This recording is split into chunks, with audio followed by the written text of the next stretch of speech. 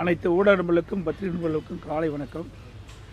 இன்றைய தினம் மத்திய அமைச்சர் மதிப்புக்கும் மரியாதைக்கும் உரிய பியூஷ் கோயல் அவர்கள் எங்கள் இல்லத்திற்கு வருகின்றது எங்களுக்கெல்லாம் மிக்க மகிழ்ச்சி தருகிறது.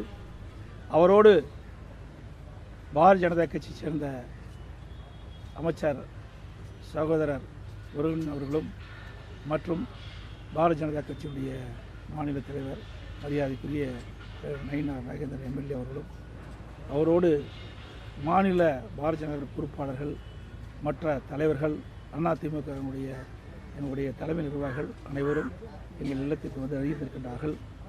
எங்கள் இல்லத்தில் நாளை நடைபெறுகின்ற மாபெரும் பொதுக்கூட்டத்தில் எப்படியெல்லாம் அந்த பொதுக்கூட்டத்தில் மக்கள் கலந்து கொள்கிறார்கள், அதுக்கு எப்படியெல்லாம் ஏற்பாடு செய்ய வேண்டும் என்று கலந்து ஆலோசிக்கப்பட்டிருக்கின்றன. நாளை நடைபெறுகின்ற கூட்டம் தமிழகத்தில் மிகப்பெரிய மாற்றத்தை ஏற்படுத்துகின்ற கூட்டமாக இருக்கும்.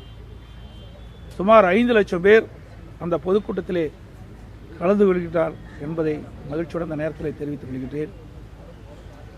இந்த தொடக்கம் எங்களுடைய கூட்டணியுடைய வெற்றிக்கு அச்சாணியாக அமையும். இன்றைக்கு தமிழகத்தில் சட்ட ஒழுங்கு அடியோடு சீர்கெட்டு விட்டது. இன்றைக்கு சிறுமிகளுக்கு பொதுமக்களுக்கு பெண்களுக்கும் பாதுகாப்பு இல்லாத ஒரு சூழ்நிலை. இந்த அரசாங்கம் எல்லா துறைகளிலும் தோல்வியை கண்டுவிட்டது.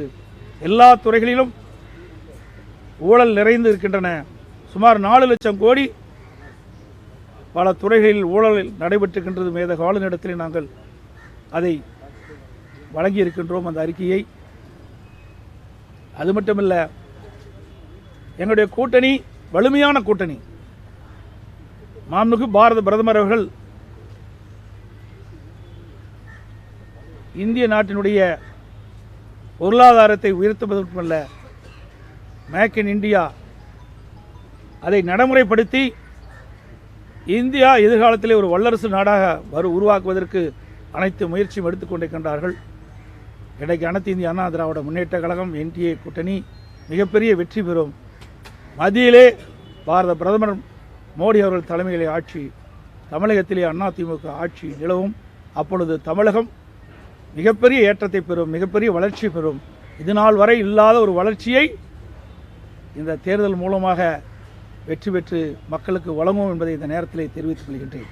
பாஜகவுக்கு எத்தனை இடங்கள் என்று எதை முடிவு பண்ணிருக்காங்க? விஜயகாந்த் பாட்டி சார்